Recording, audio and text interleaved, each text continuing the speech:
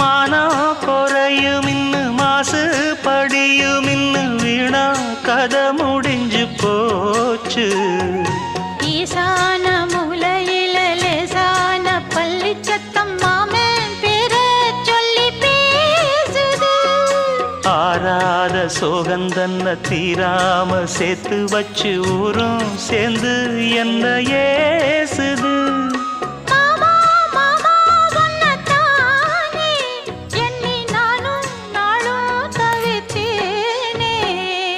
கூண்டுக்குள்ள என்ன வச்சு கூடி நின்ன ஊற விட்டு கூண்டுக்குள்ள போனதென்ன கோலக்கிளியே.